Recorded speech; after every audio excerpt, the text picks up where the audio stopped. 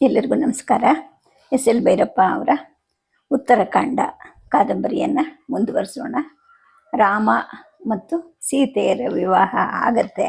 ಸೀತೆ ಅಯೋಧ್ಯೆಗೆ ಬರ್ತಾಳೆ. ಅಲ್ಲಿ ತಾಯಿ ಪ್ರೀತಿಯನ್ನು ತೋರಿಸುವಂತಹ ಕೌಸಲ್ಯ ಜೊತೆ ಮತ್ತು ಗಂಡನ ಜೊತೆಗೆ ಸುಖವಾಗಿರ್ತಾಳೆ. ಈಗ ಅರಣ್ಯವಾಸದಲ್ಲಿದ್ದು ಅಂದರೆ ಲವಾಕುಶರ ತಾಯಿ ಆದ ನಂತರ ಅದನ್ನೆಲ್ವ ನೆನಪು ಮಾಡ್ಕೋತಾ ಇರ್ತಾಳೆ. ಕತೆಗೆ ಬರೋಣ. ನನಗೆ ಮತ್ತೆ ನನ್ನ ಮಿಥಿಲಾ ತಾಯಿಯ ನೆನಪಾಯಿತು.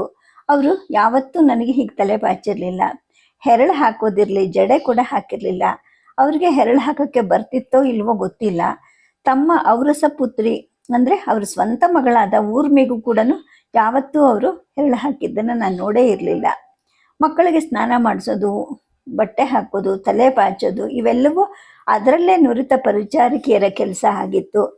ಎಷ್ಟೇ ಪರಿಚಾರಿಕೆಯರಿದ್ರೂ ಕೂಡ ಇಂಥವನ್ನೆಲ್ಲ ಸ್ವಂತ ತಾಯಿನೇ ಮಾಡಿದ್ರೆ ಎಷ್ಟು ಚೆನ್ನಾಗಿರುತ್ತಲ್ವಾ. ಮುಂದೆ ನನ್ನ ಮಕ್ಕಳಿಗೆ ನಾನೇ ಮಾಡ್ತೀನಿ, ಹೆಣ್ಣು ಹುಡುಗಿ ಆದರೆ ಈ ಅಜ್ಜಿ ಕೈಲಿ ಹೇಳಿಸ್ಕೊಂಡು ನಾನೇ ತರತರವಾದ ಕೇಶಾಲಂಕಾರ ಮಾಡ್ತೀನಿ ಅಂತ ಕನಸು ಕಂಡಿದ್ದು ಈಗ ನೆನಪಿಗೆ ಬರ್ತಾ ಇದೆ. ಆದರೆ ಇವೆರಡು ಗಂಡೇ ಹುಟ್ಟಿದ್ವು. ಹೆಣ್ಣು ಹುಟ್ಟೋ ಸಂಭವನೇ ಇಲ್ವಲ್ಲ. ಹೆಣ್ಣಿರಲಿ, ಯಾವ ಮಗನೂ ಹುಟ್ಟೋದೇ ಇಲ್ಲ ನನಗೆ. ಗಂಡನ್ನೇ ಬಿಟ್ಟು ಕಾಡಿಗೆ ದಬ್ಬದ ಮೇಲೆ ಇನ್ನೆಂಥ ಮಗು ಆಗೋಕ್ಕೆ ಸಾಧ್ಯ ಅಂತ ನಿಟ್ಟುಸಿರು ಬರ್ತಿತ್ತು. ಊರ್ಮಿ ತನ್ನ ಮಗುವಿನ ಜೊತೆಗೆ ತನ್ನ ಊರು ಸಾನಂದಕ್ಕೆ ಹೋಗಿ 1 ವಾರ ಆಗಿತ್ತು. ಅವಳಲ್ಲದೆ ನೆನೆಸ್ಕೊಳ್ಳೋಂಥವ್ರು ಬೇರೆ ಯಾರಿದ್ದಾರೆ ನನಗೆ? ಇನ್ನು ಸುಮಿತ್ರ ಅತ್ತೆಗೂ ಕೂಡ ಹೆರಳು ಹಾಕೋದು ಬರ್ತಿತ್ತು. ನಾನು ನನ್ನ ಅತ್ತೆಯನ್ನು ನೋಡೋಕ್ಕೆ ಹೋದಾಗ ಎಷ್ಟೋ ದಿನ ಸುಮಿತ್ರ ಅತ್ತೆ ಕೂಡ ಅಲ್ಲೇ ಇರ್ತಾ ಇದ್ರು. ಅವರು ದಶರಥ ಮಹಾರಾಜನಿಗೆ 2ನೇ ರಾಣಿಯಾಗಿ ಬಂದ ಹೊಸದ್ರಲ್ಲಿ ಅತ್ತೇನೆ ಅವರಿಗೆ ಹೆರಳು ಹಾಕಿ ತಮ್ಮ ಆಭರಣಗಳನ್ನು ತೊಡಿಸ್ತಿದ್ರಂತೆ. ಇವರಿಬ್ಬರ ಅನೋನ್ಯವನ್ನು ಕಂಡ್ರೆ ನನಗೂ ಸಂತೋಷ ಆಗ್ತಾ ಇತ್ತು. ಇವರು ತಮ್ಮ ಸೊಸೆ ಊರ್ಮಿಳೆಗೆ ಯಾಕೆ ಹೀಗೆ ಹೆರಳು ಹಾಕೋದಿಲ್ಲ, ಕೂರಿಸ್ಕೊಂಡು ಯಾಕೆ ತಲೆ ಬಾಚಲ್ಲ ಅನ್ನಿಸ್ತಿದ್ದು. ಊರ್ಮಿಳೆ ಗಂಡನ್ನ ಬಿಟ್ಟು ಅತ್ತೆ ಅಂತಃಪುರಕ್ಕೆ ಬರೋದೇನೆ ಅಪರೂಪವಂತೆ. ಅವಳ ಗಂಡ ಲಕ್ಷ್ಮಣನಿಗೆ ಅಣ್ಣ ರಾಮನಷ್ಟು ಕಾರ್ಯಭಾರನೂ ಇಲ್ಲ. ನಮ್ಮ ಹಾಗೇನೆ ಹೊಸದಾಗಿ ಮದುವೆ ಆದವರು. ಅವಳು ಗಂಡನ್ನ ಎಲ್ಲೂ ಹೊರಗೆ ಹೋಗೋಕ್ಕೆ ಬಿಡೋಲ್ವಂತೆ. ಸೊಸೆ ಆದವಳು ತಾನಾಗೆ ಹೋಗಿ ಅತ್ತೆಯನ್ನು ಕಂಡು ಮಾತಾಡಿಸಿ ಅವ್ರಿಗೆ ಒಂದು ಸ್ವಲ್ಪ ಕಟ್ಟಿದ ಹೂವನ್ನು ಕೊಟ್ಟು ಅವ್ರ ಸಂಗಡ ಕೂತು ನಿಂತು ಪ್ರೀತಿಯನ್ನು ಸಂಪಾದಿಸ್ಕೋಬೇಕಲ್ವಾ. ಅವಳು ಅತ್ತೆನ ನೋಡೋಕೆ ಹೋಗ್ಬೇಕಾದ್ರೂ ಕೂಡ ಗಂಡನ್ನೇ ಕರ್ಕೊಂಡು ಹೋಗ್ತಾಳಂತೆ, ಅವನ ಜೊತೆಗೆ ಹಿಂತಿರುಗ್ತಾಳಂತೆ. ಇದೆಲ್ಲ ಸುಕೇಶಿ ನನಗೆ ಹೇಳಿದ್ದು. ತಾನೊಬ್ಬಳೇ ಹೋಗಿ ಮಾತುಕತೆ ಆಡದೇ ಇದ್ದರೆ ಪ್ರೀತಿ ಬೆಳೆಯೋದಾದರೂ ಹೇಗೆ? ಈ ಊರ್ಮಿಗೆ ಬುದ್ಧಿ ಹೇಳಬೇಕು ಅಂತ ನಾನು ಅನ್ಕೋತಾ ಇದ್ದೆ. ಅತ್ತೆ ನನಗೆ ಮೊದಲ ಸಲ ಹೆರಳು ಹಾಕಿ ಶಿರಾಭರಣಗಳನ್ನು ಸಿಕ್ಕಿಸಿ ಅಲಂಕರಿಸಿ ಕಳಿಸಿದ ಸಂಜೆ ಅದನ್ನೆಲ್ಲ ನೋಡಿದ ರಾಮನ ಮುಖದಲ್ಲಿ ಸಂತೋಷ ಹೆಚ್ಚಾಗ್ತಾ ಹೋಯಿತು. ಅಮ್ಮನ ಅಂತಃಪುರಕ್ಕೆ ಹೋಗಿದ್ಯಾ ಅಂತ ಕೇಳ್ದ. ಅತ್ತೇನೆ ನನಗೆ ಈ ಕೇಶಾಲಂಕಾರ ಮಾಡಿದ್ದಾರೆ ಅಂತ ಅವನಿಗೆ ತಟ್ಟನೆ ಅರ್ಥ ಆಗಿದೆ ಅಂತ ಗೊತ್ತಾಯಿತು. ಮರುಬೆಳಗ್ಗೆ ನಾನು ಸ್ನಾನ ಮಾಡಿ ಹೊರಬಂದಾಗ ಬಾ ಇಲ್ಲಿ ಅಂತ ಕರೆದ. ನನ್ನನ್ನು ಕೂರಿಸ್ಕೊಂಡು ತಾನೇ ನನ್ನ ತಲೆ ಬಾಚಿತೊಡಗ್ದ. ನನಗೆ ನಾಚಿಕೆ, ಮುಜುಗರ. ಗಂಡನ ಕೈಲಿ ತಲೆ ಬಾಚಿಸ್ಕೊಳ್ಳೋದು ಅಂದ್ರೇನು? ಬೇಡ ಬೇಡ ಅಂದೆ. ಯಾಕೆ ಬೇಡ, ಸುಮ್ಮನಿರು ಅಂತ ಹೇಳಿ ನೀಳವಾದ ದಪ್ಪ ಕೂದಲನ್ನು 5 ಕಾಲು ಮಾಡ್ದ. ಏನೇನು ಮಾಡ್ತಾ ಇದ್ದಾನೆ ಅಂತ ನಾನು ಕಲ್ಪಿಸ್ಕೊಳ್ಳೋ ಅಷ್ಟರಲ್ಲೇನೆ ಹೆರಳು ಹಾಕ್ಬಿಟ್ಟ. ನನ್ನನ್ನು ಕನ್ನಡಿ ಎದುರಿಗೆ ಕರ್ಕೊಂಡು ಹೋಗಿ ನಿಲ್ಲಿಸಿ ತಲೆ ಹಿಂಬದಿಗೆ ಇನ್ನೊಂದು ಕನ್ನಡಿ ಹಿಡಿದು ನೋಡ್ಕೋ ಅಂದ. ಅರೆ ಎಷ್ಟು ಚೆನ್ನಾಗಿದೆ, ನಿನ್ನೆ ಅತ್ತೆ ಹಾಕಿದ್ದಕ್ಕಿಂತ ಬೇರೆ ವಿನ್ಯಾಸ ಅಂತ ನನ್ನ ಮುಖ ಅರಳಿತು. ನೀನೆಲ್ಲಿ ಕಲ್ತ್ಕೊಂಡೆ ಅಂತ ಕೇಳಿದೆ. ನಾನು ಚಿಕ್ಕ ಹುಡುಗ ಇದ್ದಾಗ ಅಮ್ಮ ಮತ್ತು ಸುಮಿತ್ರ ಚಿಕ್ಕಮ್ಮ ಹಾಕ್ತಾ ಇದ್ದದ್ದನ್ನು ನಾನು ನೋಡ್ತಾ ಇದ್ದಿದ್ದೆ, ನೆನಪಲ್ಲಿತ್ತು ಅಂತ ಅಂದ. ನನ್ನ ಗಂಡ ಎಷ್ಟು ಜಾಣ, ನನ್ನ ಮೇಲೆ ಎಷ್ಟು ಪ್ರೀತಿ ಅನಿಸಿ ನನಗೆ ಕಣ್ಣು ಮಿನುಗ್ತಾ ಇತ್ತು. ನಾನು ಊರ್ಮಿಗೆ ಬುದ್ಧಿ ಹೇಳಿದ್ಮೇಲೆ ಅವಳು ಕೂಡ ಒಬ್ಬಳನ್ನೇ ತನ್ನ ಅತ್ತೆ ಅಂತಃಪುರಕ್ಕೆ ಹೋಗಿ ಮಾತಾಡಿಸ್ತಿದ್ಲಂತೆ. ಮಾತುಗಾರಿಕೆಯನ್ನು ಅವಳಿಗೆ ಮೂಕಿಯಾದ ನಾನು ಹೇಳ್ಕೊಡ್ಬೇಕಾ? ದೊಡ್ಡತ್ತೆ ಕೌಸಲ್ಯ ದೇವಿಯನ್ನು ಕೂಡ ಹೋಗಿ ನೋಡ್ತಾ ಇದ್ಲಂತೆ. ಎಷ್ಟೋ ಸಲ ಇವಳು ತನ್ನ ಅತ್ತೆಯನ್ನು ನೋಡೋಕೆ ಹೋದಾಗ ಅವರು ಇವಳ ದೊಡ್ಡತ್ತೆ ಅಂತಃಪುರಕ್ಕೆ ಹೋಗ್ತಿದ್ರಂತೆ. ಹಾಗಾಗಿ ಇವಳು ಅಲ್ಲಿಗೆ ಹೋಗ್ತಿದ್ಲಂತೆ. ಹೀಗೆ ಬಹಳ ಬೇಗನೆ ಅವರಿಬ್ಬರಿಂದಲೂ ಅವಳು ಮೆಚ್ಚುಗೆಯನ್ನು ಗಳಿಸ್ಕೊಂಡ್ಳು. ಹೀಗೆ ದಿನ ಕಳೀತಾ ಇತ್ತು. ಒಂದು ದಿವಸ ಬೆಳಗ್ಗೆ ರಾಮ ಲಕ್ಷ್ಮಣ ಇಬ್ಬರು ಬೇಟೆಗೆ ಹೋದರು. ಅವ್ರ ಜೊತೆಗೆ ನುರಿತ ಬೇಟೆಗಾರರು ಕೂಡ ಇದ್ದರು. ಬೇಟೆ ಅನ್ನೋದು ದುರ್ವ್ಯಸನ ಅನ್ನೋದು ರಾಮನ ನಂಬಿಕೆ ಆಗಿತ್ತು. ಆದರೆ ದುಷ್ಟ ಮೃಗಗಳು ಮನುಷ್ಯರನ್ನ ಅಥವಾ ಸಾಕು ಪ್ರಾಣಿಗಳನ್ನ ಕೊಲ್ಲಕ್ಕೆ ಆರಂಭಿಸಿದ್ರೆ ಅವುಗಳನ್ನ ಹುಡುಕಿ ಕೊಲ್ಲೋದು ಕೂಡ ರಾಜಧರ್ಮ ಅನ್ನಿಸ್ಕೊಂಡಿತ್ತು. ಅಯೋಧ್ಯೆಗೆ ಒಂದು ಕ್ರೋಶ ದೂರದ ನಂದಿ ಗ್ರಾಮದ ಸುತ್ತ ಕಾಡಲ್ಲಿ ಒಂದು ಹುಲಿ ಸೇರ್ಕೊಂಡು ಕಳೆದ 15 ದಿನದಲ್ಲಿ ಒಂದು ಹಸು, ಒಂದು ಕುರಿ, 2 ಮೇಕೆಗಳನ್ನ ಕೊಂದಿತ್ತಂತೆ. ಮೊನ್ನೆ ಒಬ್ಬ ದನಗಾಹಿ ಮೇಲೆ ಎರಗಿ ಕಚ್ಚಿ ಎಳ್ಕೊಂಡು ಹೋಯ್ತಂತೆ. ನಿನ್ನೆ ಸಂಜೆ ದೂರು ಬಂತು. ರಾಮ ತಕ್ಷಣ ಲಕ್ಷ್ಮಣನಿಗೆ ಹೇಳಿ ಕಳಿಸ್ದ. ಸಿದ್ಧ ಆಗೋಕೆ ವ್ಯಾಧರಿಗೆ ಅಪ್ಪಣೆ ಕೊಟ್ಟು ಬಿಲ್ಲು, ಬಾಣ, ಕತ್ತಿ ಜೊತೆಗೆ ಆ ನಸುಬೆಳಕಲ್ಲೇನೆ ರಥ ಹತ್ತಿ ಹೊರಟೋದ್ರು. ವ್ಯಾಧರು ಈಟಿ ಬಲ್ಲೆಗಳನ್ನ ತರ್ತಾರಂತೆ. ಅಂತಃಪುರದಲ್ಲಿ ನಾನೊಬ್ಳೇನೆ. ನನಗೆ ಬೇಸರ ಆಗ್ತಾ ಇತ್ತು. ಅಷ್ಟರಲ್ಲಿ ಊರ್ಮಿ ಬಂದ್ಲು. ಗಂಡ ಜೊತೆಗಿಲ್ದಿದೆ ಅವಳು ಜಡಪಡಿಸ್ತಾಳೆ. ದಿನ ಇಡೀ ನನ್ನ ಜೊತೆನೇ ಇದ್ಲು. ಬೇಟೆಗೆ ಹೋದವರು ಈ ಸಂಜೆನೆ ಹಿಂದಿರ್ಗೋ ನಿಶ್ಚಯನೂ ಇರಲಿಲ್ಲ. ಬಹಳ ಮಟ್ಟಿಗೆ ಹಿಂದಿರ್ಗೋದೂ ಇಲ್ಲ. ಆ ಹುಲಿಯನ್ನ ಕೊಲ್ಲದೆ ಮರಳೋದಿಲ್ಲ ಅಂತ ಹೇಳ್ಬಿಟ್ಟೆ ರಾಮ ಹೋಗಿದ್ದ. ಅದು ಒಂದು ಹುಲಿನೋ 2 ಅಥವಾ ಚಿರತೆ, ಕಿರುಬದಂತಹ ಇತರ ಮೃಗಗಳು ಗೊತ್ತಿಲ್ಲ. ಒಟ್ಟಲ್ಲಿ ಆ ಕಾಡನ್ನ ನಿಷ್ಕಂಟಕ ಮಾಡಿ ಬರ್ತೀವಿ, ನೀನ್ ಚಿಂತೆ ಮಾಡಬೇಡ. ಒಬ್ಬಳಿಗೆ ಬೇಸರ ಆದ್ರೆ ಅಮ್ಮನ ಸಂಗಡ ಇರು ಅಂತ ಹೇಳಿ ಹೋಗಿದ್ದ. ಊರ್ಮಿಯಿಂದ ನನಗೆ ಈ ಅಯೋಧ್ಯೆಯ ಕುಟುಂಬದ ಎಷ್ಟೋ ಒಳಸಂಗತಿಗಳು ಗೊತ್ತಾದ್ವು. ಅಕ್ಕ, ನಮ್ಮ ಮದುವೆ ನಿಶ್ಚಯ ಆದ ತಕ್ಷಣ ದಶರಥ ಮಹಾರಾಜರನ್ನ ಪತ್ನಿಯರ ಸಮೇತ ಆಹ್ವಾನಿಸಿ ನಮ್ಮ ಅಪ್ಪ ವಿಶ್ವಾಮಿತ್ರ ಮಹರ್ಷಿಗಳು ಮತ್ತು ವೇಗದೂತರುಗಳನ್ನ ಅಯೋಧ್ಯೆಗೆ ಕಳಿಸಿದ್ರು. ನಿಂಗೆ ನೆನಪಿದೆ ಅಲ್ವಾ? ಆದ್ರೆ ಮಹಾರಾಜರು ಭರತ ಶತ್ರುಘ್ನರನ್ನು ಕರ್ಕೊಂಡು ಬಂದ್ರು. ಒಬ್ರಾಣಿನೂ ಜೊತೆಗಿರ್ಲಿಲ್ಲ. ಯಾಕೆ? ಕೇಳೋದು ಅನುಚಿತ ಅಂತ ನಮ್ಮಪ್ಪ ಭಾವಿಸಿರಬಹುದು. ಒಳ ವಿಷಯ ಗೊತ್ತಿದ್ರಿಂದಲೇ ಮಹರ್ಷಿಗಳು ಸುಮ್ಮನಿದ್ರು ಇರಬಹುದು. ಮದುವೆ ಸಮಾರಂಭ ನಡೀತಿರ್ಬೇಕಾದ್ರೆ ಕೇಕೆಯ ದೇಶದ ಯುವರಾಜ ಅಂದ್ರೆ ಭರತ ಭಾವನ ಸೋದರ ಮಾವ ಯುಧಾಚಿತ್ ಅಂತ ಅವರು ಮಿಥಿಲೆಗೆ ಬಂದ್ರು. ಸೋದರಳಿಯನಿಗೆ ಮದುವೆ ಆಗ್ತಾ ಇರ್ಬೇಕಾದ್ರೆ ಅವ್ರ ಮುಖದಲ್ಲಿ ಏನು ಸಂತೋಷನೂ ಇರಲಿಲ್ಲ. ಇದನ್ನ ನನಗಮ್ಮ ಹೇಳಿದ್ಲು. ನನ್ನ ಸಖಿ ಮೋದಿನಿ ಕೂಡ ಗಮನಿಸಿದ್ಲು. ಚಿಕ್ಕಮ್ಮನೂ ಅರ್ಥ ಮಾಡ್ಕೊಂಡಿದ್ಲು. ನಾವು 4 ಜನ ಸೋದರಿಯರು ನಮ್ಮ ಗಂಡಂದಿರಾದ ಈ 4 ಸಹೋದರರ ಜೊತೆಗೆ ಅಯೋಧ್ಯೆಗೆ ಬಂದ್ವಲ್ವಾ. ಭರತ ಭಾವ ತನ್ನ ಹೆಂಡತಿಯನ್ನ ಬಹಳ ಹಚ್ಕೊಂಡಿದ್ದ. ನಿನ್ ಗಂಡ ನಿನ್ನ ಹಚ್ಕೊಂಡಿದ್ದಾನಲ್ಲ, ಹಾಗೆ ನನ್ನ ಗಂಡ ನನ್ನನ್ನು ಹಚ್ಕೊಂಡು ಶತ್ರುಘ್ನ ಅವನ ಹೆಂಡತಿ ಶ್ರುತಕೀರ್ತಿಯನ್ನ ಪ್ರೀತಿಸ್ತಾನಲ್ವಾ. ಅದಕ್ಕಿಂತ ಹೆಚ್ಚಾಗಿ ಭರತ ತನ್ನ ಹೆಂಡತಿಯನ್ನ ಹಚ್ಕೊಂಡಿದ್ದ ಅಂತ ಹೇಳ್ಬಿಟ್ಟು ಊರ್ಮಿ ತುಂಟತನದಿಂದ ಕಂಟು ಮಿಟಿಕ್ಸಿದ್ಲು. ಆಮೇಲೆ ನಿನ್ ಗಂಡನ ನಿನ್ನನ್ನು ಪ್ರೀತಿಸೋಕ್ಕಿಂತ ಹೆಚ್ಚಾಗಿ ಅಂತ ಅನ್ನಲ್ಲ, ಕೋಪ ಬಂತೇನೆ ಅಂತ ಕಿಚಾಯಿಸಿದ್ಲು. ಅದಿರ್ಲಿ, ನೀನು ಆರಂಭಿಸಿದ ಕತೆ ಹೇಳು, ಮಧ್ಯ ಇದ್ಯಾಕೆ ಅಂತ ನಾನಂದೆ. ಭರತ ನಿನ್ನನ್ನು ನೋಡ್ಬೇಕು ಅಂತ ನಿನ್ನ ಅಜ್ಜ ಅಶ್ವಪತಿ ಮಹಾರಾಜರು ಹಂಬಲಿಸ್ತಿದ್ದಾರೆ, ನಡಿ ಹೋಗೋಣ ಅಂತ ಹೊರಡಿಸಿದ್ರು. ಆದ್ರೆ ಮದುವೆ ಆಗಿ ಹೆಂಡತಿ ಜೊತೆಗೆ ಹಿಂತಿರುಗಿದ ಯಾರನ್ನು ದೇಶದಿಂದಾಚೆ ಪ್ರಯಾಣ ಮಾಡಬಾರದು ಅಂತ ಪುರೋಹಿತರು ಹೇಳಿದ್ರು. ಪುರೋಹಿತರು ಮಾತು ಅಂದ್ರೆ ಮಾವ ದಶರಥ ಮಹಾರಾಜರಿಗೆ ವೇದವಾಕ್ಯ. ಹೀಗಾಗಿ ಭರತ ಇಲ್ಲೇ ಉಳ್ಕೊಂಡ. ಆದ್ರೆ ಜೊತೆಯಲ್ಲಿ ಕರ್ಕೊಂಡೇ ಹೋಗ್ಬೇಕು ಅನ್ನೋ ಹಾಗೆ ಅವರು ಸೋದರ ಮಾವ ಇಲ್ಲೇ ಕಾಯ್ತಾ ಕೂತ್ಕೊಂಡ್ರು. ಊರಿನ ರಾಜ್ಯ ಕಾರ್ಯಗಳನ್ನೆಲ್ಲ ಬಿಟ್ಟು ಇಲ್ಲೇ ಕೂತಿದ್ರಲ್ವಾ. ಅಂತೂ ಆ ನಂತರ ಭರತ ಹೊರಟ. ಅವನಿಗೆ ಹೆಂಡತಿ ಮೇಲೆ ಎಷ್ಟು ಅಂಟಿತ್ತು ಅಂದ್ರೆ ಅವಳನ್ನ ಬಿಟ್ಟು ತಾನು ಬರೋದಿಲ್ಲ ಅಂತ ಅಂದ. ಅವಳಿಗೆ ಯಾಕೆ ದೂರ ಪ್ರಯಾಣದ ಆಯಾಸ ಅಂತ ಮಾವ ಹೇಳಿದ್ರು ಅವನು ಕೇಳಲಿಲ್ಲ. ಮಾಂಡವಿನೂ ಅಷ್ಟು ದೂರ, ಅದು ಅವನ ಅಜ್ಜನ ಮನೆಗೆ ಅಂತ ಹೋದವನು ಯಾವಾಗ ಹಿಂತಿರುಗಿ ಬರ್ತೀಯೋ ಏನೋ, ನಾನು ಬಂದೇ ಬರ್ತೀನಿ ಅಂತ ಅವಳು ಹಠ ಮಾಡಿದ್ಲು. ಇನ್ನು ಶತ್ರುಘ್ನ, ನೀನು ಗಮನಿಸಿ ಅರ್ಥ ಮಾಡ್ಕೊಂಡಿರಬಹುದು. ಲಕ್ಷ್ಮಣ ಶತ್ರುಘ್ನರು ಸುಮಿತ್ರಾ ಅತ್ತೆಯ ಅವಳಿ ಮಕ್ಕಳು. ಅವರಲ್ಲಿ ಲಕ್ಷ್ಮಣ ರಾಮಪ್ಪ ಅವನನ್ನ ಹೋಲ್ತಾನೆ. ಶತ್ರುಘ್ನ ಕೈಕಾದೇವಿಯ ಮಗ. ಭರತನ ಹೋಲ್ದಿದ್ರು ಕೂಡ ಅವನಿಗೆ ಅಂಟ್ಕೊಂಡಿದ್ದಾನೆ. ಅಷ್ಟೇ ಅಲ್ಲ, ರಾಮ ಲಕ್ಷ್ಮಣರು ಒಬ್ರಿಗೊಬ್ಬರು ಅಂಟ್ಕೊಂಡಿರೋ ಹಾಗೆ ಭರತ ಶತ್ರುಘ್ನರು ಕೂಡ ಪರಸ್ಪರ ಅಂಟ್ಕೊಂಡಿರ್ತಾರೆ. ಒಬ್ಬನನ್ನ ಬಿಟ್ಟು ಇನ್ನೊಬ್ಬ ಇರೋದಿಲ್ಲ. ಸರಿ, ಭರತ ಹೋಗುವಾಗ ಶತ್ರುಘ್ನನನ್ನು ಕರೆದ. ಅವನ್ ಯಾಕೆ ಬೇಡ ಬೇಡ ಅಂತ ಸೋದರ ಮಾವ ಹೇಳಿದ್ರು ಕೇಳಲಿಲ್ಲ. ಭರತ ಅವನ ಹೆಂಡ್ತಿನ ಕರ್ಕೊಂಡ ಹಾಗೆ ಶತ್ರುಘ್ನ ತನ್ನ ಹೆಂಡ್ತಿನೂ ಕರ್ಕೊಂಡ. ಮಾಂಡವಿ, ಶ್ರುತಕೀರ್ತಿಯರು, ಅವ್ರ ಜೊತೆಗೆ ಅವರ ಸಖಿಯರು. ಯುವರಾಜ ಯುಧಾಜಿತ್ನನ್ನ ಇಳಿಸ್ಕೊಂಡಿದ್ದು ಅವನ ಅಕ್ಕ ಕೈಕೇಯಿಯ ಅಂತಃಪುರದ ಪಕ್ಕದ ಪ್ರಾಸಾದದಲ್ಲಿ. ಅಕ್ಕ ತಮ್ಮ ಹಗಲೆಲ್ಲ ಜೊತೆಯಲ್ಲೇ ಇರ್ತಿದ್ರು. ಪಿಸಿ ಅಂತ ಗುಟ್ಟಿನ ಮಾತಾಡ್ಕೊಂತಿದ್ರು. ಅವನು ಅಯೋಧ್ಯೆಗೆ ಬಂದು ಸೋದರಳಿಯನ ವಿಷಯವನ್ನ ತಿಳಿದು ಆಮಂತ್ರಣನೇ ಇಲ್ಲದೆ ಮಿಥಿಲೆಗೂ ಬಂದ. ಸೋದರಳಿಯನನ್ನ ಕರ್ಕೊಂಡು ಹೋಗಕ್ಕೆ 3 ತಿಂಗಳು ಇಲ್ಲೇ ಕಾದು ಕೂತಿದ್ದ.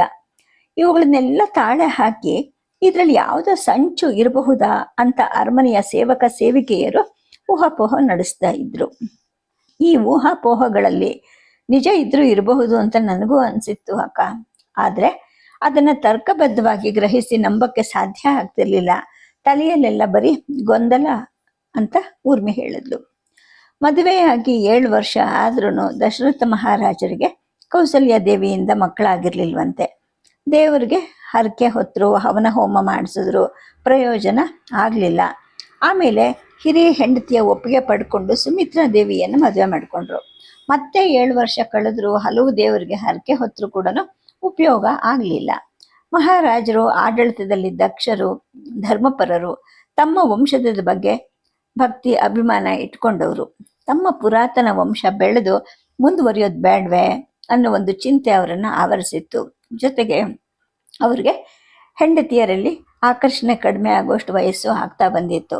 ಆಕರ್ಷಣೆ ಇಂಗು ಹೋಗೋ ವಯಸ್ಸು ಆಗ್ತಾ ಬಂತು. ಇನ್ನೊಬ್ಬ ಹೆಂಡತಿಯನ್ನು ತಂದರೂ ಕೂಡ ಇಷ್ಟೇನೆ. ವಂಶೋದ್ಧಾರ ಆಗೋದು ಹೇಗೆ?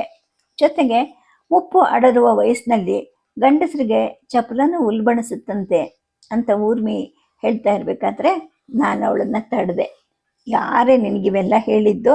ಇಂತಹ ಸಮಯದಲ್ಲಿ ಇಂತಹ ಮಾತುಗಳು ನಮ್ಮ ಬಾಯಲ್ಲಿ ಬರಬಾರದು ತೂ ಅಂದೆ. ನಿನಗೆ ಕೇಳಕ್ಕೆ ಇಷ್ಟ ಇಲ್ಲ ಅಂದ್ರೆ ಬಿಡು, ನಾನು ನಿಲ್ಲಿಸ್ಬಿಡ್ತೀನಿ. ನಾನೇನು ತುಂಟು ಮಾತಾಗಿ ಹೇಳ್ತಾ ಇಲ್ಲ. ಅರಮನೆ ದಾಸಿಯರೆಲ್ಲ ಯಾವ ಸಂಕೋಚನೂ ಇಲ್ಲದೆ ಮಾತಾಡ್ತಾ ಇದ್ರು.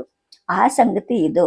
ಅವ್ರ ಮುಖಾಂತರ ನನ್ನ ಸಖಿ ಮೋದಿನಿಗೆ ತಿಳಿದು ಅವಳು ನನಗೆ ಹೇಳಿದ್ಲು. ಸರಿ, ಈಗ ನಾನು ನನ್ನ ಮಾತು ಮುಂದುವರಿಸ್ಲೋ ಬೇಡವೋ ಹೇಳು.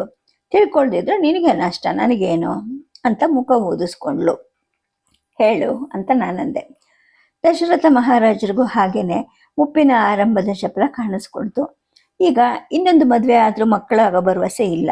ಆದ್ರೆ ವಂಶ ಮುಂದುವರಿಬೇಕು, ತಮ್ಮ ಚಪಲನ್ನು ತೀರ್ಬೇಕು. ಆಗ ಕೇಕೆಯ ದೇಶದ ಬಗ್ಗೆ ತಾವು ಕೇಳಿದ್ದ ಒಂದು ಸಂಗತಿ ಅವರಿಗೆ ನೆನಪಿಗೆ ಬಂತು. ಆ ದೇಶದ ಹೆಂಗಸರು ಕಾಮಕಲಿಯಲ್ಲಿ ಮಹಾಪರಿಣಿತೆಯರಂತೆ. ಎಂತಹ ನಪುಂಸಕನನ್ನು ಪುಂಸಕನನ್ನಾಗಿ ಮಾಡಿಬಿಡ್ತಾರಂತೆ. ಅಲ್ಲದೆ ಅವ್ರದ್ದು ಬಹಳ ಫಲವತ್ತಾದ ಗರ್ಭವಂತೆ. ಗಂಗಾ ನದಿಯ ದಡದ ಮೃತ್ತಿಕೆಯ ರೀತಿ. ಹಾಗೆ ಅಲ್ಲಿಯ ಒಂದು ಹೆಣ್ಣನ್ನು ತಂದ್ರೆ ತಮಗೆ ಕಾಮತೃಪ್ತಿನೂ ಸಿಕ್ಕುತ್ತೆ, ಪುತ್ರೋತ್ಸವನೂ ಆಗಬಹುದು, ಎರಡೂ ಸಾಧಿಸುತ್ತೆ ಅಂತ ಯೋಚನೆ ಮಾಡಿ ದೇಶಾಟನೆಯನ್ನು ನೆಪ ಹೇಳಿ ಆಡಳಿತವನ್ನು ಮಂತ್ರಿಗಳಿಗೆ ವಹಿಸಿ ಪ್ರಯಾಣ ಮಾಡಿದ್ರಂತೆ. ಅದು ಪಶ್ಚಿಮ ದಿಕ್ಕಲ್ಲಿ ತುಂಬಾ ದೂರದಲ್ಲಿರುವಂತಹ ದೇಶ.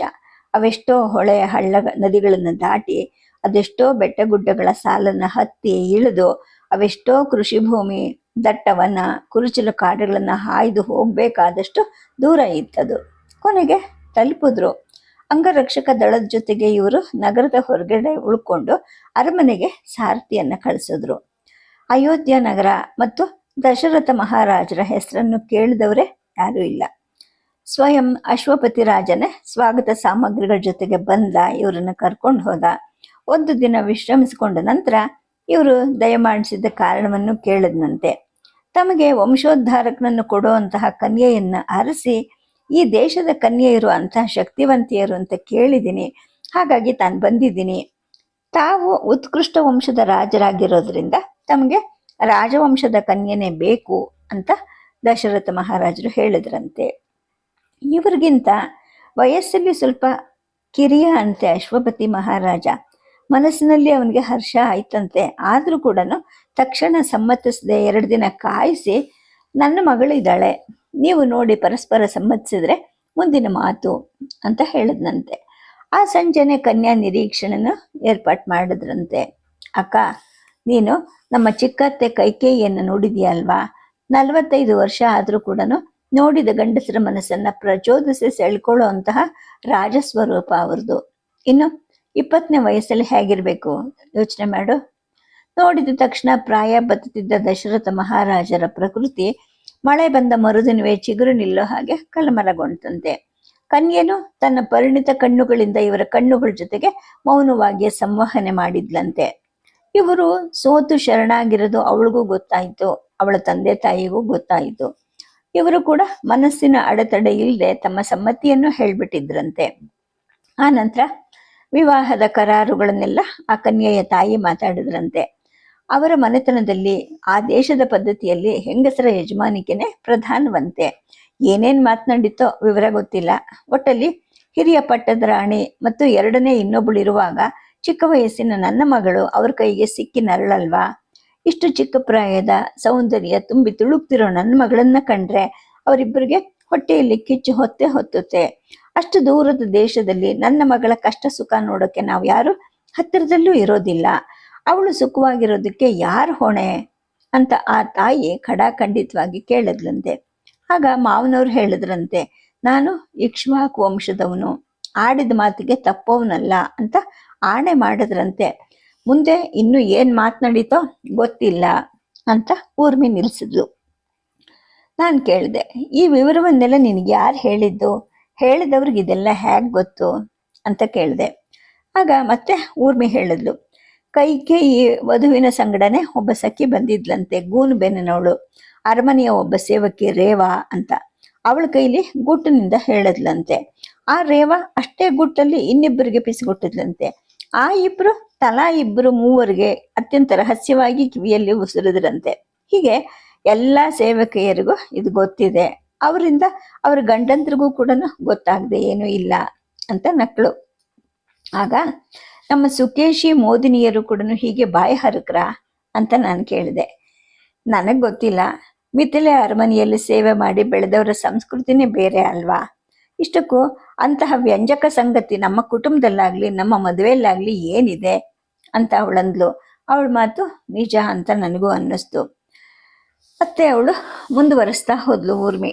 ವೃದ್ಧ ಮಹಾರಾಜನಿಗೆ ಆ ಕನ್ಯೆಯಲ್ಲಿ ಮೋಹ ಎಷ್ಟು ಉತ್ಕಟ ಆಗಿತ್ತು ಅಂದ್ರೆ, ತಾನು ಸಂಗಡ ತಂದಿದ್ದ ಚಿನ್ನದ ನಾಣ್ಯಗಳ ಚೀಲವನ್ನೆಲ್ಲ ಅವಳ ತಾಯಿಗೆ ಒಪ್ಪಿಸಿ ಮರುದಿನವೇನೆ ಆತುರಾತುರವಾಗಿ ವಿವಾಹ ಕರ್ಮವನ್ನು ಮಾಡಿಕೊಂಡು ಅದೇ ರಾತ್ರಿ ನಿಷೇಕ ಪ್ರಸ್ಥವನ್ನು ಕೂಡ ಮುಗಿಸಿದ್ನಂತೆ. ಆ ಒಂದು ರಾತ್ರಿನಲ್ಲೇ ತನ್ನ ಸಮಸ್ತವನ್ನು ಅವಳ ವಶ ಮಾಡಿದ್ನಂತೆ. ಹಾಗಿತ್ತಂತೆ ನೋಡು ಅವಳ ಕಲಾ ಪರಿಣಿತಿ ಅಂತ ಅಂದ್ಲು. ಈ ಮಾತಿನಿಂದ ನನಗೆ ಆಶ್ಚರ್ಯ ಆಯಿತು. ಏನು ಹಾಗಂದ್ರೆ ಅನ್ನೋದು ಮಾತ್ರ ನನಗೆ ಅರ್ಥ ಆಗಲಿಲ್ಲ. ಮಹಾರಾಜರು ಇನ್ನೊಬ್ಬ ರಾಣಿ ಜೊತೆ ಹಿಂದಿರುಗಿದ್ದನ್ನು ಕಂಡು ಎಲ್ಲರಿಗೂ ವಂಶೋದ್ಧಾರಕನನ್ನು ಪಡೆಯೋ ಪ್ರಯತ್ನ ಅಂತ ಸಂತೋಷ ಆಯ್ತಂತೆ. ಅವಳ ಮೈಕಟ್ಟನ್ನು ನೋಡಿದವರು ಕೂಡ ನಿಜವಾಗ್ಲೂ ಇವಳು ಫಲವತ್ತಿನ ಭೂಮಿ ಅಂತ ಅನ್ಕೊಂಡಿದ್ರಂತೆ. ತೆರವಾಗಿದ್ದ ಒಂದು ಅರಮನೆಯನ್ನ ಅವಳ ಅಂತಃಪುರವಾಗಿ ಪರಿವರ್ತಿಸಿ ಮಹಾರಾಜರು ಅಲ್ಲೇ ಇರತೊಡಗಿದ್ರಂತೆ. 8-10 ದಿನದ ನಂತರ ಒಂದು ಸಂಜೆ ಹೊರಗಡೆ ಹೋದ ಅವರು ರಾತ್ರಿ ಹಿಂತಿರುಗಲಿಲ್ವಂತೆ. ಮರುದಿನ ಬೆಳಗಿನ ಸ್ನಾನಾದಿಗಳನ್ನು ಮುಗಿಸಿ ಹಣೆಗೆ ತಿಲ್ಕ ಇಟ್ಕೊಂಡು ಬೇರೆ ವಸ್ತ್ರಗಳನ್ನು ತೊಟ್ಟು ಹಿಂತಿರುಗಿದಾಗ ಹೊಸ ರಾಣಿ ಅವ್ರನ್ನ ತರಾಟೆಗೆ ತಗೊಂಡ್ಲಂತೆ. ಎಲ್ಲಿಗೆ ಹೋಗಿದ್ರಿ ರಾತ್ರಿ ಅಂತ. ಪಟ್ಟದ ರಾಣಿಯ ಅಂತಃಪುರದಲ್ಲಿದ್ದೆ ಅಂತ ಮಾವ ಹೇಳಿದ್ರಂತೆ. ನನಗೆ ಹೀಗೆ ಮೋಸ ಮಾಡ್ತೀರಿ ಅಂತ ಗೊತ್ತಿರಲಿಲ್ಲ. ನೀವು ಸುಳ್ಳುಗಾರರು, ಬರೀ ನೀವಲ್ಲ, ನಿಮ್ಮ ವಂಶನೇ ಸುಳ್ಳಿನದು ಅಂತ ಚಿಕ್ಕತ್ತೆ ಹೇಳಿದ್ರಂತೆ. ಮಹಾರಾಜರು ದಂಗಾದ್ರಂತೆ. ಏನ್ ಮಾತಾಡ್ತಿದ್ಯಾ ನೀನು? ಹೊರಗಡೆ ಇರೋ ಸೇವಕಿಯರಿಗೆ ಕೇಳೋ ಹಾಗೆ ಕಿರಿಚ್ತಾ ಇದೆಯಲ್ಲ, ಮರ್ಯಾದೆ ಇಲ್ವಾ ಅಂತ ಕೇಳಿದ್ರಂತೆ. ಆಗ ಆಕೆ ಹೇಳಿದ್ರಂತೆ, ಆಹಾಹಾ, ಸುಳ್ಳುಗಾರರಿಗೆ ಎಂತ ಮರ್ಯಾದೆ? ಅವರಿಬ್ರು ಗೊಡ್ಡಿಯರು ಅಂತ ಅಂದ್ರೆ ಗೊಡ್ಡಿಯರ ಹತ್ರ ಮಲ್ಕೊಂಡ್ರೆ ಮಕ್ಕಳಾಗತ್ವಾ ಅಂತ ಅಂದ್ಲಂತೆ. ಗೊಡ್ಡಿ ಅನ್ನೋ ಶಬ್ದವನ್ನು ನಾನು ಎಂದೂ ಬಳಸಿಲ್ಲ, ಅವರು ಗರ್ಭಿಣಿಯರಾಗಲಿಲ್ಲ ಅಂತ ಮಾತ್ರ ಹೇಳಿದೆ ಅಂತ ಮತ್ತೆ ಹೇಳಿದ್ಲಂತೆ. 9 ಅಲ್ಲ 6, 3 ಅಂದನಂತೆ ಒಬ್ಬ ಭಂಡ. ಆ ಥರ ಅವಳ ಮಾತಿತ್ತು. ಮತ್ತೊಮ್ಮೆ ಅವರಿಬ್ಬರಲ್ಲಿ ಯಾರ ಹಾಸಿಗೆಗೆ ನೀವು ಹೋದ್ರೂ ಕೂಡ ನಾನು ಪ್ರಾಣ ಕಳ್ಕೊಳ್ತೀನಿ, ಎಚ್ಚರ ಇರಲಿ ಅಂತ ಗಂಟ್ಲನ್ನು ಮತ್ತು ಜೋರು ಮಾಡಿದ್ಲಂತೆ. ರಾಜ ಮರ್ಯಾದೆಗೆ ಹೆದರಿದ ಮಹಾರಾಜರು ತಾವೇ ಸರಸರನೆ ಹೋಗಿ ಕೋಣೆ ಬಾಗಿಲನ್ನ ಮುಚ್ಚಿ ಬಂದ್ರಂತೆ. ಅವರನ್ನ ಮುಟ್ಟೋದಿಲ್ಲ ಅಂತ ಆಣೆ ಹಿಡಿದಿದ್ರೆ ನಾನು ನೇಣು ಕಟ್ಕೊಳ್ತೀನಿ ಅಂತ ಅವಳು ಗಟ್ಟಿಯಾಗಿ ಅಳಕ್ಕೆ ಶುರು ಮಾಡಿದ್ಲಂತೆ. ಇವ್ರಿಗೆ ಮನಸ್ಸು ಕರಗತಂತೆ. ಅಷ್ಟೊಂದು ಉತ್ಕುಟವಾದ ಸುಖವನ್ನ ಕೊಡ್ತಾ ಇರೋಳು, ಜೊತೆಗೆ ಈಗ ತಾನೇ ಅಷ್ಟು ದೂರದ ತವರನ್ನ ಬಿಟ್ಟು ಬಂದಿರೋಳು ಈ ಎಳೆ ತರುಣಿ, ಇವಳ ಸಂಕಟವನ್ನ ನೋಡೋ ಶಕ್ತಿ ಇಲ್ಲದೆ ವೃದ್ಧ ಸಾಮ್ರಾಟರು ಮೆತ್ತಗಾದ್ರಂತೆ. ಅವಳ ತಲೆ ಮೇಲೆ ತಮ್ಮ ರಾಜಹಸ್ತವನ್ನ ಒತ್ತಿ ಹಿಡಿದು ಭಾಷೆ ಕೊಟ್ರಂತೆ. ಹೀಗೆ ಒಂದೊಂದು ಘಟನೆಗೂ ಒಂದೊಂದು ಹೆಜ್ಜೆಗೂ ಬಗ್ತಾ ಹೋದ್ರಂತೆ ಮಾವನವರು. ಅವಳು ಅರ್ಚೋದು, ಕಿರ್ಚೋದು, ಅಳೋದು, ಹೀಗೆ ರಂಪ ಮಾಡಿ ಕಣ್ಣೀರು ಸೋರಿಸೋದು. ಇವರು ಆಕೆಯನ್ನ ತಬ್ಕೊಳ್ಳೋದು, ಸಂತೈಸೋದು. ಇವರು ಸಂತೈಸಕ್ಕೆ ಹೋದಾಗ ಅವಳು ಪ್ರಚೋದಿಸಿ ಸುಖ ಕೊಟ್ಟು ತಾನು ರಗಳೆ ಮಾಡಿ ಸೃಷ್ಟಿಸಿದ ಕಹಿಯನ್ನ ಸಿಹಿ ಜೇನಾಗಿ ಪರಿವರ್ತಿಸೋದು ಕೇಳಿ ಇದೇನೆ ಅವರ ವಿಧಾನ ಆಗೋಯ್ತು. ಈ ವಿಧಾನದಲ್ಲಿ ಅವಳು ಗಂಡನ ಮೇಲೆ ಸಂಪೂರ್ಣ ಹಿಡಿತ ಸಾಧಿಸಿದ್ಲು. ಆಡಳಿತದಲ್ಲೂ ಕೂಡ ಮೂಗು ತೂರ್ಸಕ್ಕೆ ಶುರು ಮಾಡಿದ್ಲು. ಅದನ್ನ ತಡೆಯೋ ಶಕ್ತಿಯನ್ನ ಮಹಾರಾಜರು ಕ್ರಮೇಣ ಅವಳಿಗೆ ಒಪ್ಪಿಸಿ ಕಳ್ಕೊಂಡ್ಬಿಟ್ಟಿದ್ರು. ಇಬ್ಬರು ಹಿರಿಯ ರಾಣಿಯರಿಗೆ ಅಂತಃಪುರಕ್ಕೆ ಪೂರೈಕೆ ಆಗ್ತಿದ್ದಂತಹ ಅನ್ನ, ಬಟ್ಟೆ, ಹಾಲು, ತುಪ್ಪ, ಹಣ್ಣು, ಹಂಪಲುಗಳು ಇವು ಕೂಡ ಕಡಿಮೆ ಆದವಂತೆ. ಅಕ್ಕ, ಇನ್ನೊಂದು ಪರಿಹಾಸದ ಸಂಗತಿ ನಾವೆಲ್ಲೂ ಕೇಳಲಿಲ್ಲ. ನಮ್ಮ ಕಡೆ ಯಾವ ಅರಮನೆಯಲ್ಲಾಗ್ಲಿ, ಶ್ರೀಮಂತರ ಮನೆಯಲ್ಲಾಗ್ಲಿ, ಬಡವರ ಗುಡಿಸಲಲ್ಲೇ ಆಗ್ಲಿ, ಕೇಕೆಯ ಅರಮನೆಯಲ್ಲಿ ಒಂದು ಪದ್ಧತಿ ಇದೆಯಂತೆ. ಅದೇನು ಗೊತ್ತಾ? ಈ ಕಿರಿರಾಣಿಯ ಅಂತಃಪುರದಲ್ಲಿ ಒಂದು ಕೋಣೆಯನ್ನ ಮೀಸಲಿಟ್ಟು ಅದನ್ನ ಕೋಪಗೃಹ ಅಂತ ಕರೀತಾರಂತೆ. ನೋಡು, ನಮ್ಮ ಕಡೆ ಅದೆಲ್ಲ ಎಲ್ಲಿದೆ? ರಾಣಿಗೆ ಕೋಪ ಬಂದ್ರೆ ಆ ಕೋಣೆಗೆ ಅವಳು ಹೋಗಿ ತಲೆ ಕೆದರ್ಕೊಂಡು ಆಭರಣಗಳನ್ನ ಕಿತ್ತು ನೆಲದ ಮೇಲೆ ಚೆಲ್ಲಾಡಿ ಸೀರೆ ಸೆರಗನ್ನ ಕೆಳಗೆ ಹಾಕಿ ಮಲ್ಕೊಂಡ್ಬಿಡ್ತಾರಂತೆ. ಗಂಡ ಅಂತಃಪುರಕ್ಕೆ ಬಂದ್ರೆ ಅವಳ ದರ್ಶನ ಇಲ್ಲ.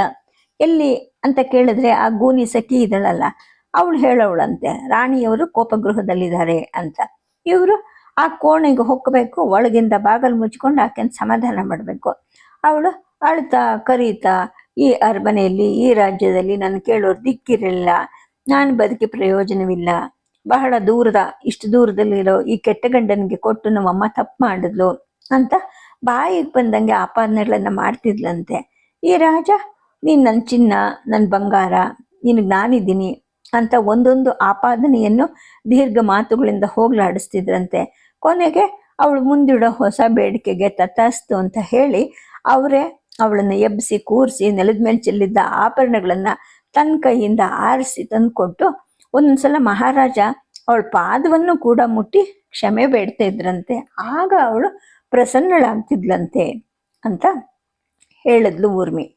ಇದೆಲ್ಲ ಹೇಳ್ತಾ ಇರಬೇಕಾದ್ರೆ ನನಗೆ ನೆನಪಾಗಿದ್ದು, ನನಗೆ ಜಾತಿ ಕುಲಗಳ ಶ್ರೇಷ್ಠತೆ ಇಲ್ಲದೆ ಉಳೋ ನೆಲದಲ್ಲಿ ಸಿಕ್ಕಿದ ದಿಕ್ಕಿಲ್ಲದ ಹೆಣ್ಣು ನಮ್ಮ ವಂಶಕ್ಕೆ ಬೇಡ ಅಂದ್ಬಿಟ್ಟು ಹಠ ಮಾಡಿದ್ನಲ್ಲ ಈ ದಶರಥ ಮಹಾರಾಜ, ಹೀಗೆ ಆಗಬೇಕು ಅವನಿಗೆ. ಹೀಗಿದ್ದು ನನ್ನನ್ನು ತಿರಸ್ಕರಿಸಿದ್ರಲ್ಲ ಅನ್ನೋಂತಹ ಸೇಡು ತೀರಿಸಿದ ಸಮಾಧಾನ ಸಿಕ್ತು. 1-2 ನಿಮಿಷ ಅಷ್ಟೇ. ಆದರೆ ಮಗನು ಗಟ್ಟಿಯಾಗಿ ನಿಂತ ನಂತರ ಅವ್ರ ಮದುವೆಗೆ ಒಪ್ಕೊಂಡ್ರಲ್ಲ, ಅಲ್ಲದೆ ಅವರು ನನಗೆ ನನ್ನ ರಾಮನನ್ನು ಹೆತ್ತುಕೊಟ್ಟ ತಂದೆ, ಅವ್ರ ಬಗೆಗೆ ಯಾವತ್ತೂ ಲಘುವಾಗಿ ಭಾವಿಸಬಾರ್ದು ಅನ್ನೋ ವಿವೇಕ ಕೂಡ ನನ್ನಲ್ಲಿ ಹುಟ್ಕೊಂತ ಹೋಯ್ತು. ಊರ್ಮಿಗೆ ಹೇಳಿದೆ, ಊರ್ಮಿ, ಇವನ್ನೆಲ್ಲ ನಂಬಬಹುದ ನಾವು? ವೃದ್ಧ ಮಹಾರಾಜರನ್ನ ಗೇಲಿ ಮಾಡೋಕ್ಕೆ ಸೇವಕ ಸೇವಕಿಯರು ಕಟ್ಟೋ ಕತೆಗಳಾಗಿರ್ಬಹುದಲ್ವಾ ಅಂತ ಅಂದೆ. ಆಗ ಅವಳು ಹೇಳಿದ್ಲು, ನಾನೇನು ಕಣ್ಣಾರೆ ನೋಡಿದ್ದೇನೆ ಅಕ್ಕ. ಅವಳ ಪ್ರಿಯ ಸಖಿ ಗೂನಿ ಮಂತ್ರೆ ತನ್ನ ಒಡತಿಯ ಮಹಾರಾಜನ ಮೇಲೆ ಸಾಧಿಸಿರೋ ಹಿಡಿತವನ್ನ ಕೊಚ್ಕೊಳ್ಳೋಕೆ ಆ ರೇವಾ ಕೈಲಿ ಹೇಳ್ಕೊಳ್ಳೋ ಮಾತುಗಳಮ್ಮ ಇವು. ಗಾಡಿಯಷ್ಟು ಮಾತುಗಳಲ್ಲಿ ಮಂಕರಿ ಎಷ್ಟಾದ್ರೂ ನಿಜ ಇರುತ್ತಲ್ವೇ ಅಂತ ಅಂದ್ಲು. ಅಷ್ಟೊತ್ತಿಗೆ ಬಾಣಸಿಗಳು ಕೋಣೆ ಬಾಗ್ಲ ಹತ್ರ ಬಂದು ನಿಂತ್ಕೊಂಡ್ಲು. ಮಧ್ಯಾಹ್ನದ ಭೋಜನ ಸಿದ್ಧ ಆಗಿದೆ ಅಂತ ಸೂಚಿಸಿದ್ಲು. ನನಗೆ ರಾಮನ ನೆನಪಾಯ್ತು. ಅವನು ಲಕ್ಷ್ಮಣನ ಜೊತೆಗೆ ದುಷ್ಟ ಮೃಗಗಳನ್ನು ಹುಡುಕ್ತಾ ಕಾಡಲ್ಲಿ ಅಲಿತಾ ಇರ್ತಾನೆ. ಅವನನ್ನು ಬಿಟ್ಟು ನಾನು ಊಟ ಮಾಡೋಕ್ಕೆ ಮನಸ್ಸಾಗಲಿಲ್ಲ. ಊರ್ಮಿ, ಊಟ ಮಾಡ್ಬಾ ಅಂದೆ. ನೀನು ಅಂತ ಅವಳು ಕೇಳಿದ್ಲು. ನನಗೆ ಯಾಕೋ ಹಸಿವಿಲ್ಲ ಅಂತ ನಾನಂದೆ. ರಾಜರು ಬೇಟೆ ಆಡಬೇಕಾದ್ರೆ ಸೇವಕರು ಅನ್ನ ನೀರುಗಳನ್ನು ಹೊತ್ತು ಹಿಂಬಾಲಿಸ್ತಾರೆ, ಅವ್ರೇನು ಉಪವಾಸ ಇರೋದಿಲ್ಲ, ನೀನು ಉಪವಾಸ ಮಾಡಬೇಡ ಅಂತ ಅಂದ್ಲು. ನನ್ನ ಮನಸ್ಸು ಅವಳಿಗೆ ಅರ್ಥ ಆಗೋಗಿತ್ತು. ಇಬ್ಬರು ಊಟಕ್ಕೆ ಕೂತ್ವಿ. ನಾನು ಕಷ್ಟಪಟ್ಟು 2 ತುತ್ತು ತಿಂದೆ. ಊಟ ಮುಗಿಸಿ ಹಿಂತಿರ್ಗದ ಮೇಲೆ ನಾನೇ ಕೇಳಿದೆ, ನನ್ನ ಅತ್ತೆ ನಿನ್ನ ಅತ್ತೆಯರಿಗೆ ಮಕ್ಕಳಾಗಿದ್ದು ಹೇಗೆ? ನಿನ್ನ ಕಿವಿಗೆ ಏನಾದರೂ ಬಿತ್ತಾ ಅಂತ ಕೇಳಿದೆ. ಆಗ ಅವಳು ಹೇಳಿದ್ಲು, ನನ್ನ ಅತ್ತೆನೇ ನನಗೊಂದು ದಿವಸ ಹೇಳಿದ್ರು, ಕೇಗೆಯದ ಹೆಂಡತಿಯನ್ನು ತಂದು 6 ವರ್ಷ ಆದರೂ ಅವಳು ಬಸ್ರಿ ಆಗಿರ್ಲಿಲ್ವಂತೆ. ತಾನು ಆಗದಿದ್ದಕ್ಕೆ ನೀನೇ ಕಾರಣ ಅಂತ ಅವಳು ಮಹಾರಾಜನನ್ನ ಬೈದು ಹಿಂಸಿಸ್ತಿದ್ಲಂತೆ. ಮಹಾರಾಜನಿಗೆ ವಂಶ ಬೆಳಲಿಲ್ಲ ಅನ್ನೋ ಒಂದು ಚಿಂತೆ. ಆ ಸಮಯದಲ್ಲಿ ಒಬ್ಬ ವೈದ್ಯರಾಜರು ದೇಶ ಸಂಚಾರ ಮಾಡ್ತಾ ಅಯೋಧ್ಯೆಗೆ ಬಂದ್ರಂತೆ. ಅದನ್ನ ಕುಲಗುರು ವಸಿಷ್ಠರು ಮಹಾರಾಜರಿಗೆ ಹೇಳಿದ್ರಂತೆ. ನೋಡಿದ್ರೆ ತಿಳುವಳಿಕೆ ಇರೋ ವೈದ್ಯರು ಅನ್ಸುತ್ತೆ, ಹಿಮಾಲಯ ವಾಸಿಗಳಂತೆ, ತೇಜಸ್ವಿ ಆದರೆ ಕೋಪಿಷ್ಠರು. ತಾನು ಹೇಳಿದಂತೆ ಔಷಧ ಪಥ್ಯಗಳನ್ನು ಮಾಡಿ ಜೀವನ ವಿಧಾನವನ್ನು ಬದಲಾಯಿಸ್ಕೊಂಡ್ರೆ ರೋಗ ಮುಕ್ತಿ ನಿಶ್ಚಯ ಅಂತ ಹೇಳಿದ್ದಾರೆ. ನೀವು ಒಪ್ಪಿದ್ರೆ ಪುತ್ರ ಸಂತಾನಕ್ಕೆ ಚಿಕಿತ್ಸೆ ಮಾಡಿ ಪ್ರಾರ್ಥಿಸಬಹುದು ಅಂತ ಹೇಳಿದ್ರಂತೆ. ಮಹಾರಾಜರು ಉಬ್ಬ ಹೋದ್ರಂತೆ. ವೈದ್ಯ ಮಹಾರಾಜರು ಬಂದ್ರಂತೆ. ಮಹಾರಾಜರ ನಾಡಿ ಹಿಡಿದು ನೋಡಿದ್ರಂತೆ. ನಿಮ್ಮ ರಾಣಿಯರನ್ನು ಕರೆಸಿ ಅಂತ ಹೇಳಿದ್ರಂತೆ. ಕೌಸಲ್ಯ ದೇವಿ ಸುಮಿತ್ರಾ ದೇವಿಯರ ನಾಡಿಗಳನ್ನು ಪರೀಕ್ಷೆ ಮಾಡಿದ್ರಂತೆ. ಕೈಕೇಯಿಯ ಪರೀಕ್ಷೆನೂ ಆಯ್ತಂತೆ. ಆತ ಕೋಪಿಷ್ಟ ಅನ್ನೋದು ಮುಖಭಾವದಲ್ಲಿ ಮತ್ತು ಆಜ್ಞೆ ಮಾಡೋ ಹಾಗೆ ಮಾತಾಡ್ತಿದ್ದ ಒಂದೊಂದೇ ಶಬ್ದದ ಮಾತುಗಳಲ್ಲೂ ತಿಳಿತಿತ್ತಂತೆ. ತನಗಿಂತ ಹಿರಿಯರಾದ ಮಹಾರಾಜರಿಗೂ ಸಾಧಾರಣ ರೋಗಿಯನ್ನು ಮಾತಾಡಿಸೋ ಹಾಗೇನೆ ಏಕವಚನ ಪ್ರಯೋಗ ಮಾಡ್ತಿದ್ರಂತೆ. ಅವ್ರಿಗೆ ಎದುರು ಹೇಳೋದು ಅಥವಾ ತಿದ್ದೋ ಧೈರ್ಯ ಕೂಡ ಯಾರಿಗೂ ಆಗ್ಲಿಲ್ವಂತೆ. ಪುತ್ರಾಕಾಂಕ್ಷೆಗೆ ಸಿಲುಕಿದ್ದ ಮಹಾರಾಜರಿಗಂತೂ ರಾಜಮರ್ಯಾದೆಯ ಶಿಷ್ಟಾಚಾರ ತೀರ ಗೌಣವಾಗಿತ್ತು. ಎತ್ತರವಾದ ನಿಲುವು, ಅಗಲವಾದ ಮೈಕಟ್ಟು, ಹಿಮಪರ್ವತದಷ್ಟು ಬೆಳಪಾದ ಗಡ್ಡ ಮೀಸೆಗಳು. ನಾನು ಹೇಳ್ದಂಗೆ ಕೇಳ್ತೀರಾ, ಚಾಚು ತಪ್ಪಬಾರ್ದು ಅಂತ ಆ ಬಂದ ವೈದ್ಯರು ರಾಜಾಜ್ಞೆಯಂತೆ ಕೇಳಿದ್ರಂತೆ. ಚಾಚು ತಪ್ಪೋದಿಲ್ಲ ಮಹಾರಾಜ ಅಂತ ಮಹಾರಾಜರು ಒಪ್ಕೊಂಡ್ರಂತೆ. ವೈದ್ಯರಾಜರು ಮೂವರು ರಾಣಿಯರ ಮುಖವನ್ನು ನೋಡಿದ್ರಂತೆ. ಕೌಸಲ್ಯ ದೇವಿ, ಸುಮಿತ್ರಾ ದೇವಿಯವರು ಒಬ್ಬರ ಹಿಂದೆ ಒಬ್ಬರು ಬಂದು ಪಾದಸ್ಪರ್ಶ ಮಾಡಿದ್ರಂತೆ. ತಾನು ಚಿಕಿತ್ಸಾ ವಂಚಿತೆ ಆಗಬಾರ್ದು ಅಂದ್ಬಿಟ್ಟು ಕೈಕೇಯಿನೂ ಅವ್ರಿಗೆ ನಮಸ್ಕಾರ ಮಾಡಿದ್ಲಂತೆ. ಸದ್ಯಕ್ಕೆ ಕಥೆಯನ್ನು ನಿಲ್ಲಿಸಿರ್ತೀನಿ. ನಮಸ್ಕಾರ.